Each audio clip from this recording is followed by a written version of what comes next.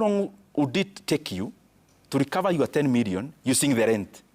Right. Now in terms of years. Correct. So how many years will it take you to recover your money after buying, let's say, this flat? So P ratio of Safaricom is around 16.1 by end of their financial year. If you look at other companies like Orange, their P ratio is over 33. The guys who are buying us, Vodafone, they are listed, Vodacom themselves, because that one is owned by the other one that is listed in the JSC. Correct. The best their P ratio has been is the year either 2020 or 2022. It was 40 P ratio. Currently it's negative because the guys who are buying us are actually making losses in their parent group. So my take is, I'm not even against these guys. Let's have a sequence where Kenya gets the best value. Babu. And the best value is as follows. Yeah. One, we may list Safaricom. I had proposed this when I had a chance back then. Yeah. List Safaricom in the London stock market, LSE, exposes to the global market, so people get to know there is this profound, nice company, Correct. which is not just a telco, but a fintech, but also a tower company. Then from there, open only 3 months bid for people to bid. You'll see a Tesseract bidding, you'll see KKR bidding, Blackstone bidding. If Kenya gets more than the 2 or 4 billion, and we get 350 billion, don't we all benefit as Kenyans? Absolutely. Jeff, and why, Babu, wherever Bob is right now, he must be spinning in his grave. I know, Jeff, and it's quite unfortunate when it comes to selling of Safaricom, privatization. I would disagree with it because if you ask me, Jeff, that a nation should never sell high important assets. Yeah.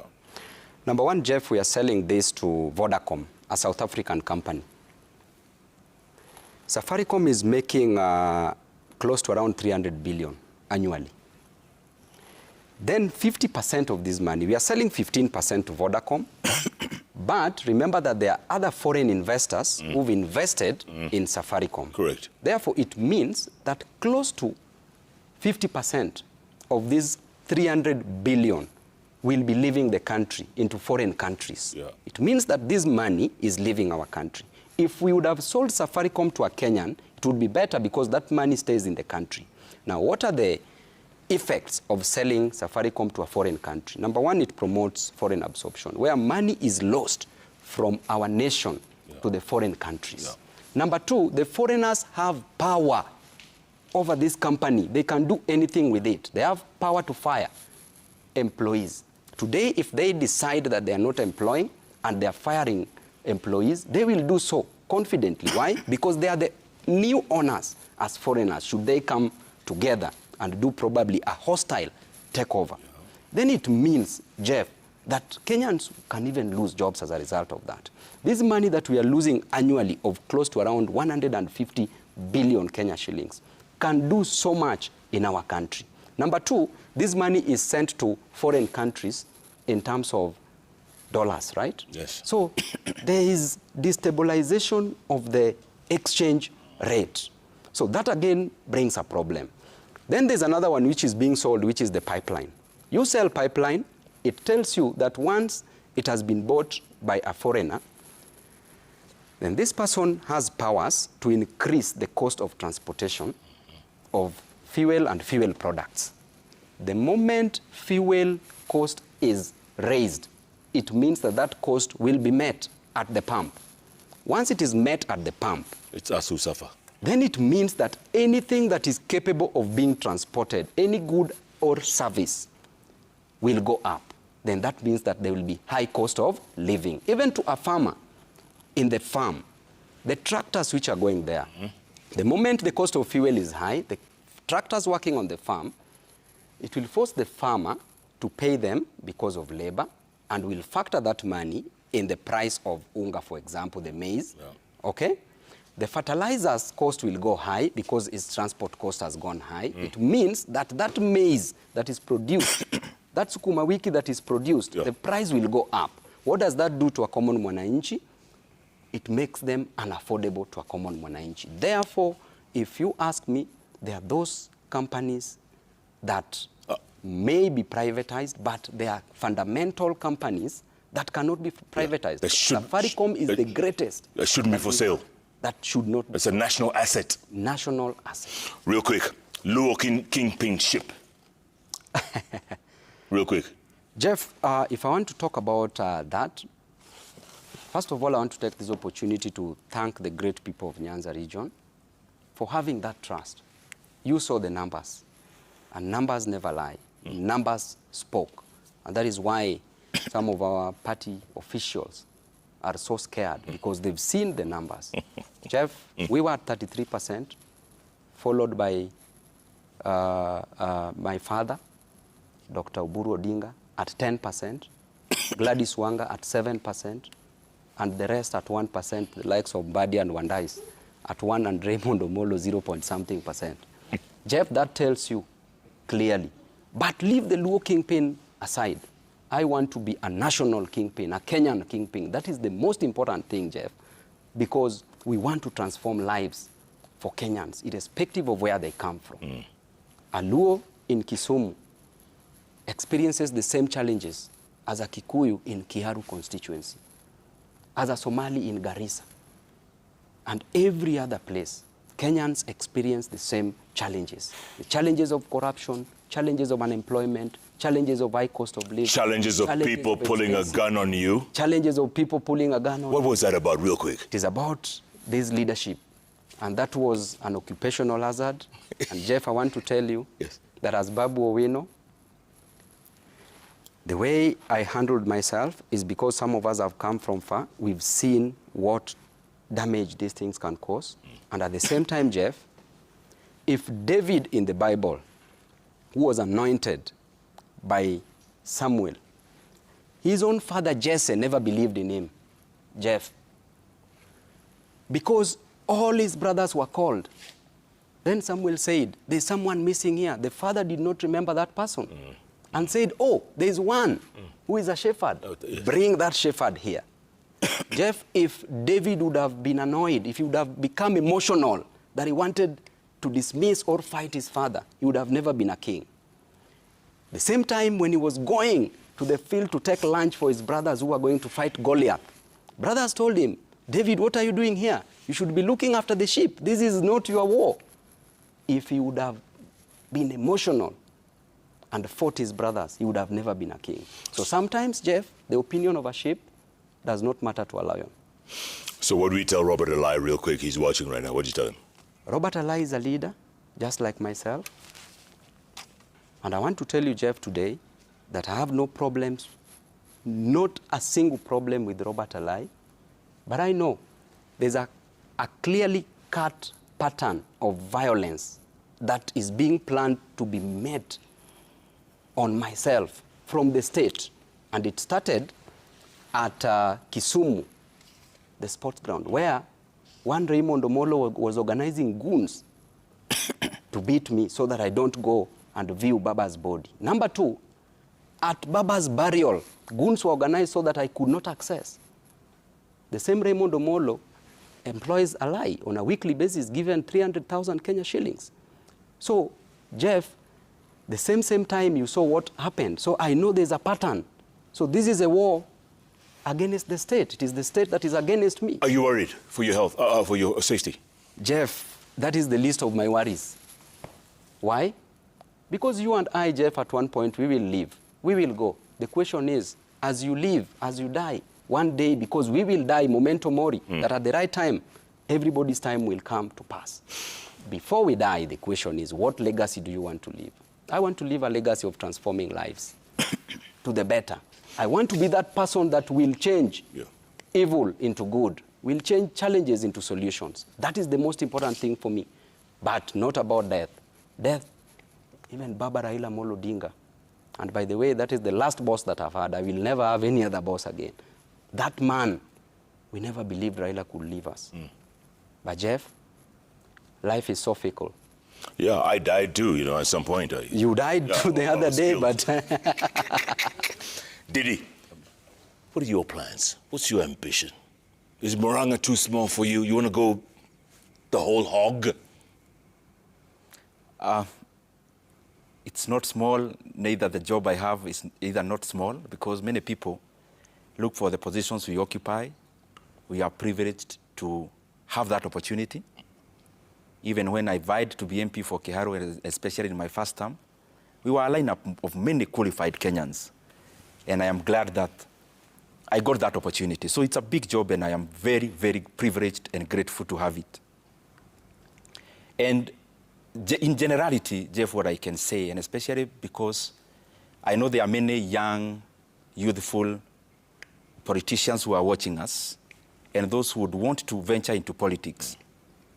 Just to share my opinion out of experience, I have seen that in Kenya, we have a very high supply of aspirants of whatever position, which is good. I mean, that is democracy. But we have a lot of work to do in having leaders in waiting. I want you to have those two definitions, and especially those who are watching, especially those who want to venture into politics. I have been involved in even the national campaign, as you know. Yes. I have been involved in my own campaign, being elected. And I have come to observe that many times we are very obsessed with wanting to gain power. And therefore we put in all our resources in capturing power. And power is important because you can't bring about change when you don't have the instruments of power. But I've seen, and especially given this campaign that we did, you can easily get elected, but probably you are not prepared from day one. So when you get elected in whichever position, MP, president, governor, and you had not actually figured out, and you are not a leader in waiting in terms of you already understood the job, you prepared for it, what ends up happening is that a lot of time is spent doing nothing because the leader is being capacitated, first of all, in terms of learning. Yeah. Let me bring this home because I want to do it with as much respect as possible to everyone. When President Kibaki took over, you could tell the man was prepared. He was prepared because he was around and he had reserved time to also know what Kenya needs. So that's why immediately he was sworn in, within 100 days, we had free basic education. So if you realize now the same, you put it in this economy now, you realize we have spent so much time learning in the job. So when you spend so much time learning in the job, then you ask yourself as a leader, to whose advantage is that?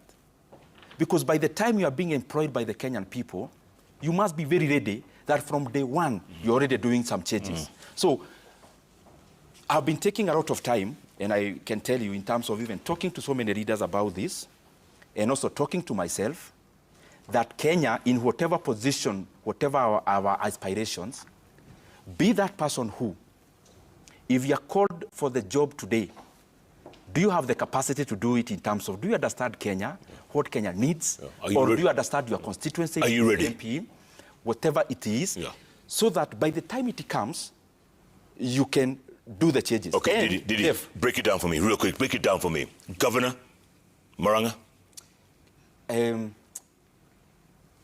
I'm looking for better words and an answer that is not a political answer. Go on. The way I run my politics, Jeff, because all of us have their own arena. Give me a quick answer. Is that the job you already have, do it so well. And don't waste so much time thinking about yourself. Think about Kenya first. And I can tell you without breaking of an eye, every time you do your job that well, just the same way you do it here, things align for you in many respects. So as it is now, and I'm not giving you a political answer, that is from my heart. I do my job as MP for Kiharu the best way I can. I offer alternative, even for the national leadership in terms of policies, like the one I've done for What party? What party? Party? What party would you run? Hey, Jeff, it is too early. Oh, man. We are 15 months to elections. 17. I counted it today. 17, eh? Yeah, August, yeah. And I'm sure this bench will still be around. We'll be smoking. In terms of, it's not even the right strategy to think about that now. Well, Babu wants to be governor of Nairobi. We all know this. Ask Dimples. Exactly the point. Everybody... Not once, will be. Babu, what party? Jeff, Let me come and then I explain this, because Babu's name is bigger than any political party in this country. If you go to Garissa, they know Babu Owino. Yeah. So I'm saying with a lot of humility, and allow me to be humble. Yes. Jeff, a story is told in the book of Matthew 25:14-30, that a master had his 3 servants. He wanted to be crowned as a king at a nearby place. Then he called his 3 servants. To the first servant, he gave 5 minas. To the second servant, he gave 2 minas. And to the last servant, he gave 1 mina. Then he went. He was crowned a king, came back. Then he called the 3 servants and asked them, whatever I gave you, the little that I gave you, how did you spend it? Yes. The first servant said, you gave me 5. I doubled it, invested it, and here are the 10. And that servant was given 10 cities to take care of. The second servant said, you gave me 2. I've invested it, here are 4. He was given 4 cities to take care of. The last servant said, that master, I knew you. I knew that you're a very bad person. And I knew that if you come back, you would ask for your money. Therefore, I dug a hole and hid it. Here it is. Then the master did what? Sent away that servant, because that servant was an irresponsible servant. And he took like Wamadimples. Like Wamadimples. And that is why the saying goes, the little that you have shall be taken away from you and given to those who have. Jeff, I want to tell you that in the beginning there was the Word, and the Word was with God, and the Word was God himself. That is John 1:1. And lastly, Jeff, a seed has a potential of becoming a forest. When you take a seed and you plant it, that seed will be a tree. That tree will produce many fruits and seeds. Those seeds will produce many other trees. Those trees will form a forest. And I want to tell you today, Jeff, without blinking, that the juice is what the squeeze in Nairobi City County, that the Nairobi City County is a graveyard of garbage, is a cemetery of corruption, and we must correct those wrongs. And today I will tell you, Jeff, and I tell you today before the Almighty God, by God's grace, that we are going to be the next governor of Nairobi. But again, I will leave a window, because I received around 9,000 messages, inbox, 9 million, not 9,000, 9 million, telling me to go for president. Then 8.9 telling me to go for governor. Then 5 million telling me that I tell Ndindi to be my deputy. Or, but you've seen even messages, yes, they're saying between Ndindi and Babu. Yes. Ndindi can be president, Babu can be deputy. Exactly. Babu can be president, Ndindi can be deputy. But correct. by the end of the day, correct, there's still a window. There's a that window. We can decide. And if we decide, because we are 2 great leaders, yes, with number 1, intellect, the qualities required, both of us, we have it. Number 2, political acumen. Number 3, we have the passion and energy to work for the people. And you have youth on your side. The youthful vote. Oh my. Oh my. And finish somebody. Fantastic. Guys, we're going to take a quick break. All of this coming back with business and sports, and then we'll come back with more feedback. So, my goodness, can't make this stuff up. Business News, up next.